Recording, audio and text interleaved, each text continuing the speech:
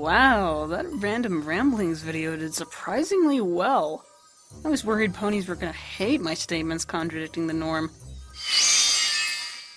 Well, at least some ponies thought it was fine. Some is better than none, weird ghost me. Some is better than none. And I'm honestly glad my mind's been opened up a bit. Changed my mind on a lot of things. Oh yeah? Sure. Honest Apple doesn't seem so bad anymore. But it's still bad, right? Well, it's not great, but it's not terrible either. Well, I hope other ponies think that, because otherwise you might run into even more potential distaste. That's the risk of being a reviewer, my newfound friend, and it's a risk that honestly shouldn't even be a risk in the first place. Well, enjoy your little side hobby. I'll be on the sidelines if I need to provide a contradicting statement. You know, I still don't know who you are or why you're even here. You're not a figment of my imagination because you can interact with stuff. It's whatever. Don't worry about it. Anyways, enough with the opening scene. Long beginning skits are cringy when they're done wrong. What? No, they're not. You must have tuned out at when they're done wrong. You're hopeless. And proud of it.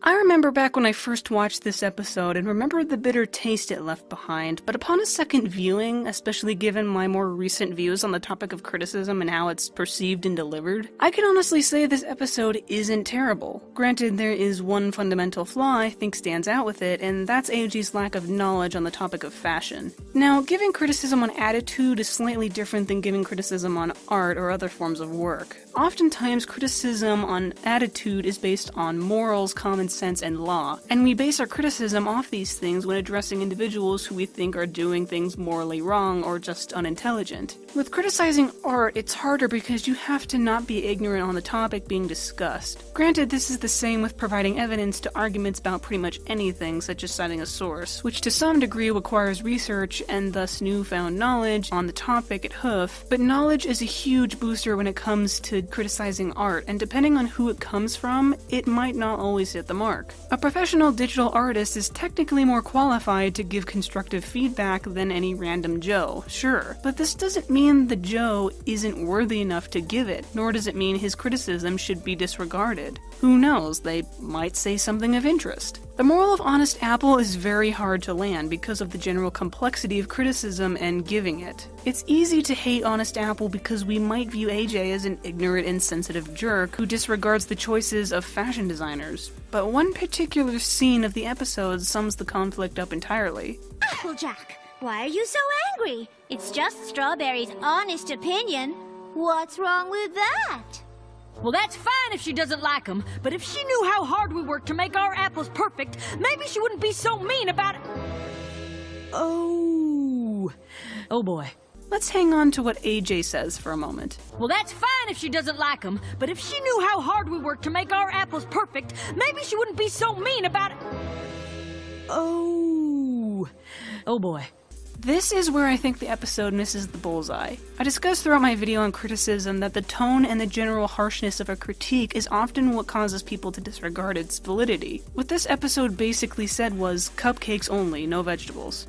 Go watch my video if you don't get what that means. Now obviously, nicer critiques are almost always preferred, but the harsher critiques are still just as useful, and I think that's why this episode didn't completely work for me. It was fine, don't get me wrong, but there is still a huge vagueness and complexity to the topic of criticism that I think was overlooked. For kids, sure, it's a good start with introducing the topic, but it leaves out that idea that harsher critiques still have a voice, even if we don't always like the way it sounds. Are you sure harsh critiques are adequate? I mean, sure, there might be something constructive in there somewhere, but if they're mean about it, what's the point in listening to anything they have to say?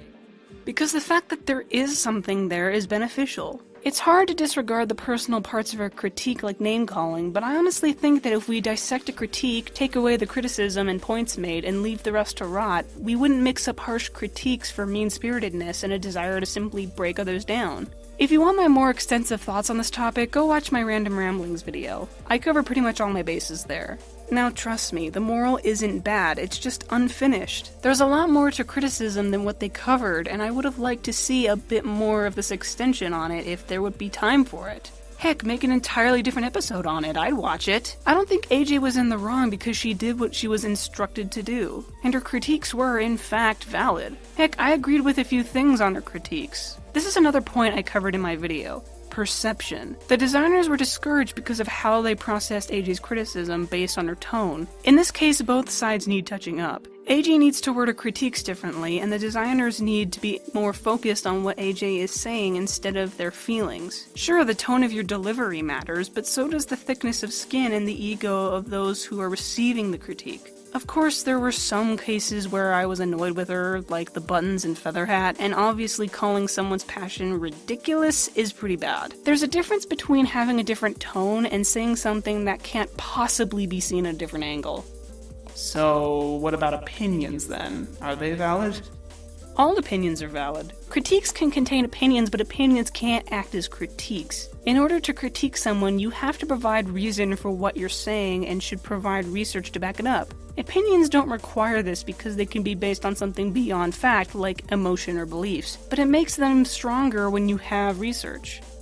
So, any other thoughts you had? Oh, sure. The humor was great, AJ's obliviousness was annoying, but at least she figured it out in the end. The moral was okay, the goth pwn was my favorite, I love Rudy and AJ's friendship, I love the interaction between AJ and Apple Bloom, how do you play electric guitar and an acoustic guitar, the ending was a bit cute, I give this 3 novas out of 5, blah blah blah blah, outro, okay, bye.